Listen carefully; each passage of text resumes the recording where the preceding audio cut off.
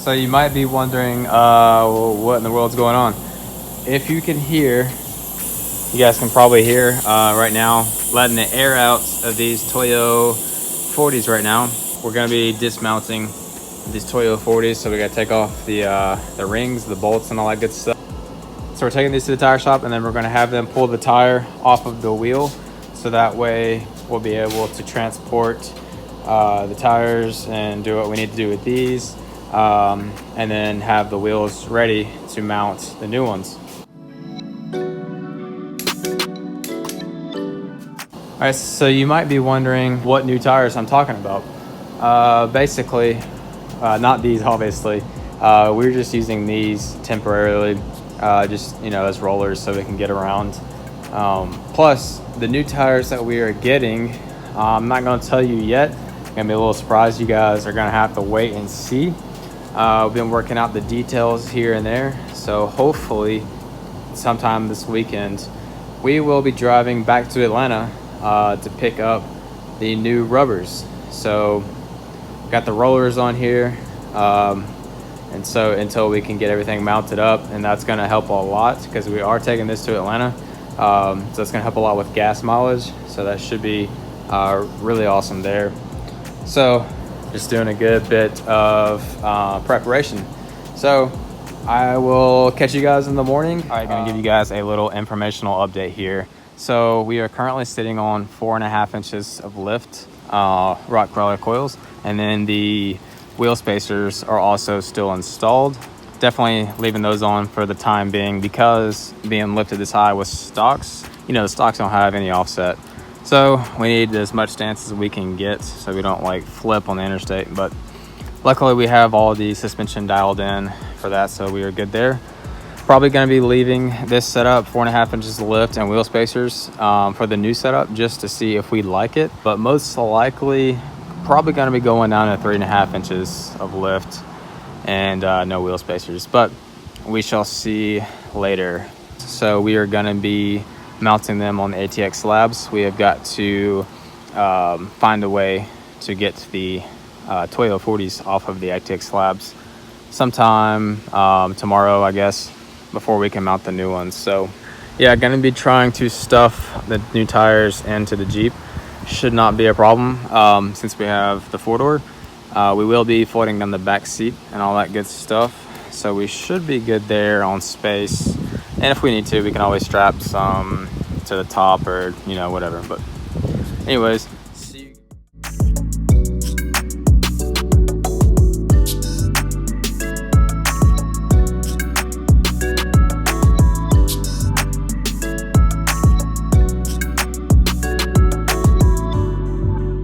We've been driving for about an hour and a half, and we got like a little bit more than an hour to go. So yeah, we're heading to Atlanta now. You guys can see that, just chilling and cruise right now, 6th gear. So trying to keep it around 70 miles per hour, nothing too crazy, trying to save gas. The RPMs are a little high, even in 6th gear. But also a little update, Jeep is doing awesome. Everything is riding smooth. Steering is really nice. All right, took a little stop rest here for a second. Just entered Georgia. All right, so we just stopped at Chick-fil-A just to get something to eat really quick, but we got to get gas because we are running a little low. As you guys can see, got about a quarter tank, so probably gonna need like I would say $20 more in gas just to make sure that we have enough to get back home. So we're gonna go try to find a gas station right now, but we got the tires, we got them loaded up. this is not really a good place to show you guys that. It's gonna take a minute to get out of here. So you can see that here in a little bit. They're already in the Jeep. They're all stuffed in here. So I'll show you guys that here in a second.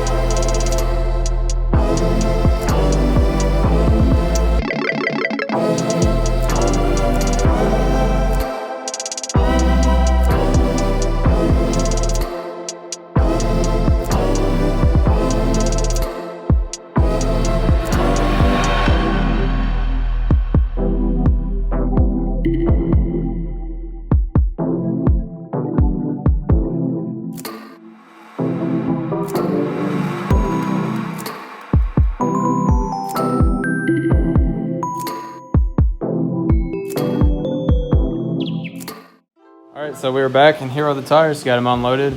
Went ahead and just got the Toyo 40s unmounted from the ATX slabs. You guys probably wondering why the slabs are still green underneath. That's because you don't see it. It's inside of the wheel. That's just coated there from previously. Everything else is like painted, so we're good there. That's what we've been running for a minute now, but these are the new tires. These are, as you guys can tell, Nitto Trail Grapplers 37 by 1250 R17.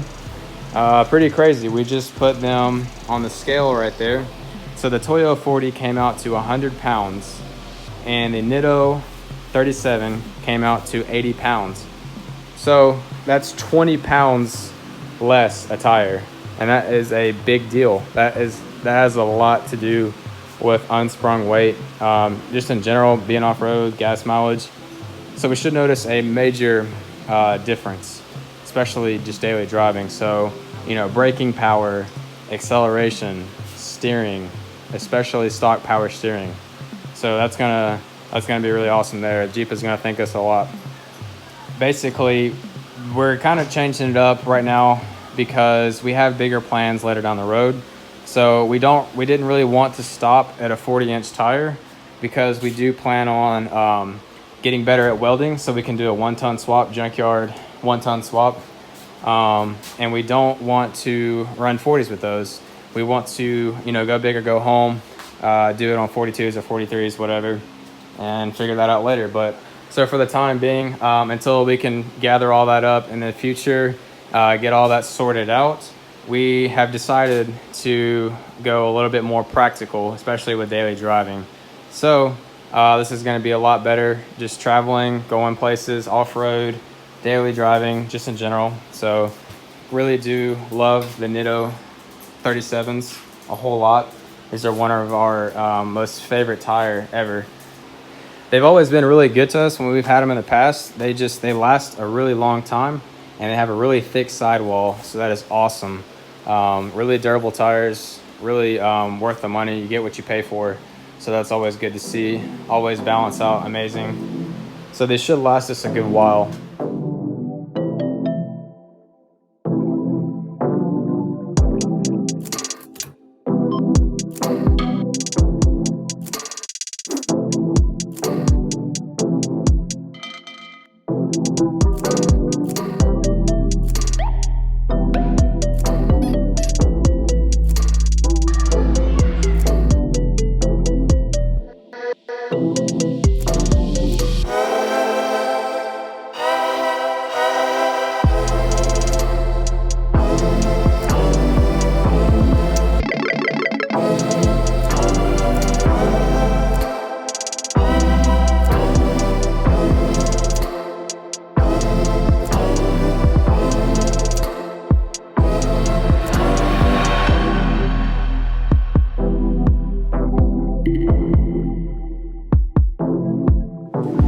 Okay guys, so as you saw, really simple, just lube it up, slap it on.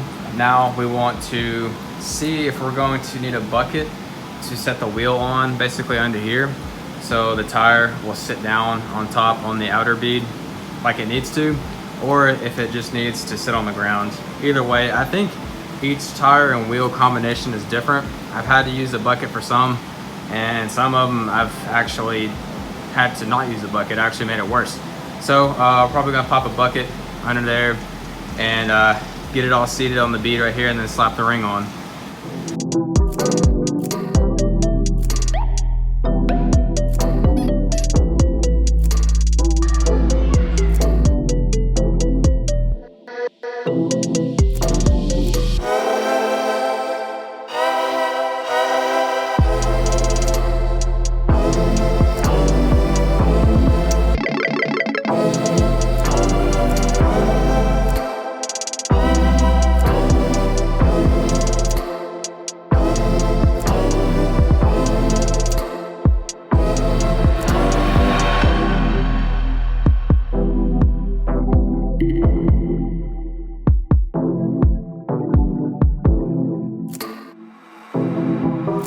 All right, you guys just saw that right there.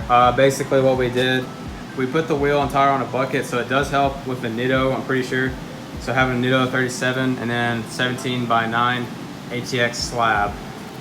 There are a ton of videos on how to mount bead locks that will show you clearly on that process. So you can make sure you have your bead 100% seated so it does not get pinched in that ring.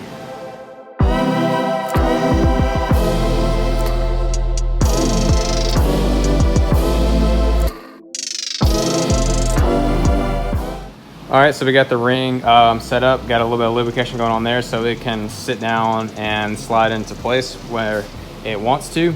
So basically now what we're gonna do is start hand threading these bolts in. It's gonna be a boring process, so we're gonna be doing a time lapse for that for you guys.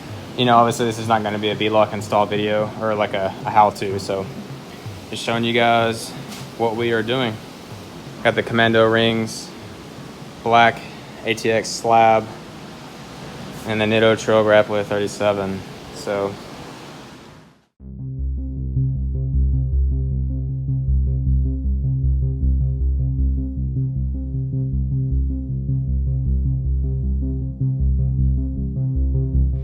we are almost done here. Got 3 of them mounted. All we gotta do is air them up. Got 1 more to mount left. That'll be it. So show you guys here in a little bit what it looks like on the Jeep. What's up guys? So we are going right now, this is like actually the next couple days that we just mounted these new tires on. So we're actually going to go pick up some new fenders. So there's a guy on our local Jeep Club Facebook, and he is letting us get his stock fenders because we're gonna redo the front ones here. So you guys will see that here shortly. We're gonna take a little trip out there, a little road trip here, and get some fenders for this Jeep.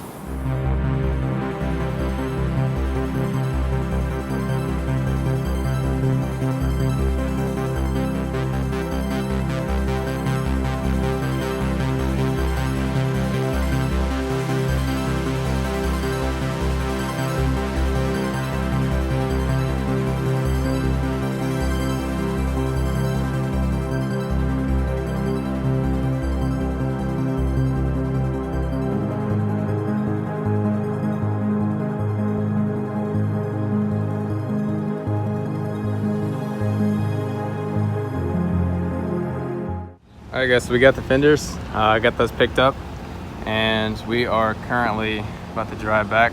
Still go to a bathroom break, probably gonna try to get some lunch or something, but got the fenders all loaded up here. Show you guys that really quick. I'm gonna unlock this thing,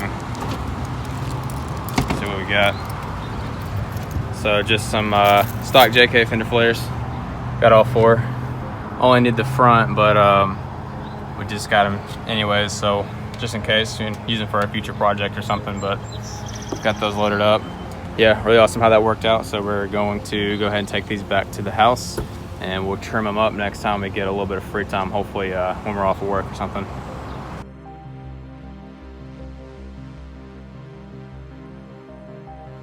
All right, so I got the fenders back. We're off work tonight, so we got some free time. So we're going to decide to go ahead and cut these fenders. So basically we got all 4 fenders, but we like the way that the rear fenders look currently. So we're just going to go with a wider front fender since the JK body like tapers in on the front. So it's a little bit, you can kind of see how the curve right there on the fender line, it's a little bit more narrow in the front. So we're going to go with a little bit wider of a flare on the 37 just to kind of fill things out. It's going to be kind of like a way of life JKX adventure vibe type of fender flare. If you guys know what I'm talking about, I'll probably post a picture here in a sec. But yeah, since we've already got the old one cut, it's gonna be really easy. Just gonna pop these off, slap the new ones on, bolt them up, cut them how we want to, and then make adjustments from there.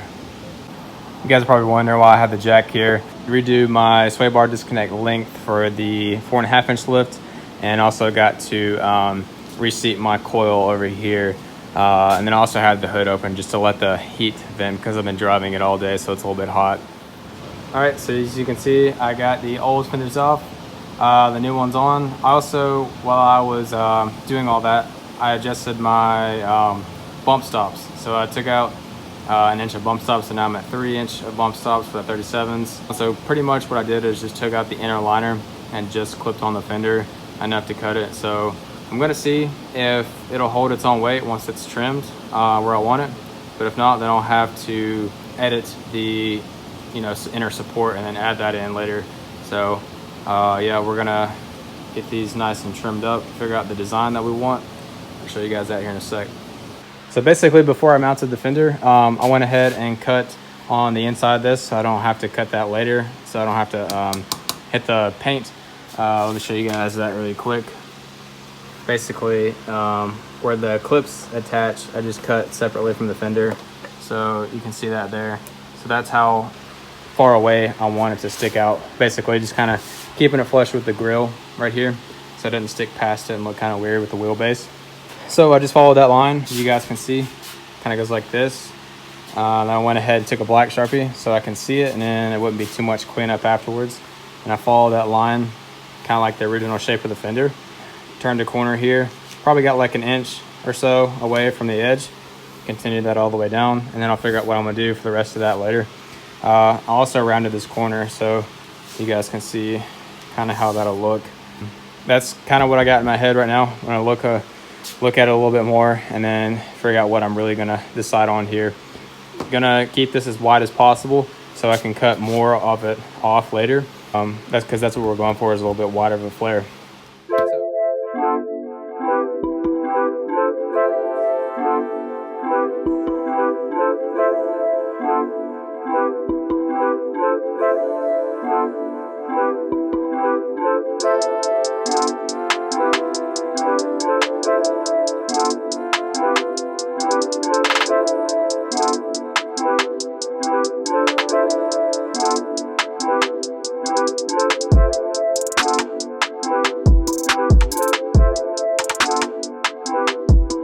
All right, so you guys can see here the fenders, as you probably noticed, you can kind of tell when you look at it from the front or from the side. I still might trim up a little bit here and there just to kind of dial it in, but as you can tell, it's kind of floppy. Definitely gonna be inflated like this when it's on the interstate. It's got more weight to it, so gonna have some extra support here because I'm not really too crazy about how it hangs down a little bit. It's kind of noticeable, as you guys can tell. So what I did was I saw a perfect opportunity to fix that. Basically what I did, you guys can see this is a lot better. Sturdy, not going anywhere, no sag whatsoever, perfect height. Really love that a lot more. That is exactly where I want it to be. All I did was I found some old hardware laying around, utilized the old fender bracket here. Glad I did not cut this off. Found a perfect bolt to fit to this hole. Didn't have to drill or anything. Here's another one. It's an Allen key head. Really solid bolt. A washer and then a nylon lock nut. So with that, it's the amount that needs to be reached to the fender. So that holds it up perfect. It's sturdy, and I mean just no sag whatsoever. Holds it in place 100% perfectly. So it's just a plastic fender flare held in with all the clips, so there's no structural concern about this in my opinion, but this is what we are doing for our setup.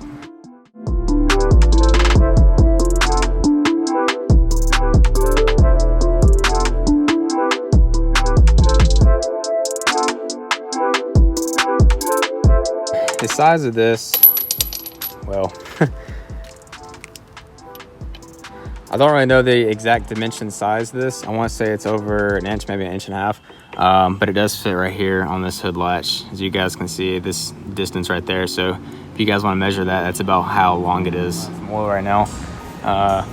Mobile 1, 520 is what's recommended for the 3.6. I'm pretty sure it's recommended for the 3.8 too, but we got that Mopar MO744 filter. I think the total price for all this is probably gonna be around like 40 few dollars, whatever. So just trying to pay for quality here. So gonna get back and start changing this. Let it run for a little bit, make sure we're not having any leaks. So far so good. No check engine lights or nothing, so that's good. Always good there. By the way, an update. It's from doing all that engine maintenance that we did recently. She's still really good. Haven't had any issues since. No check engine lights or anything. So all good there. Nice and solid. Gonna check the drain plug underneath, make sure that's not leaking. Then I'm gonna pop the hood and check the oil level with the dipstick. Should be spot on because we only put 6 quarts exactly in there. Just make sure that the oil cartridge is not leaking or anything like that. Make sure that's snug in its place, and then also the oil fill cap as well. Should be good for another 3,000 miles.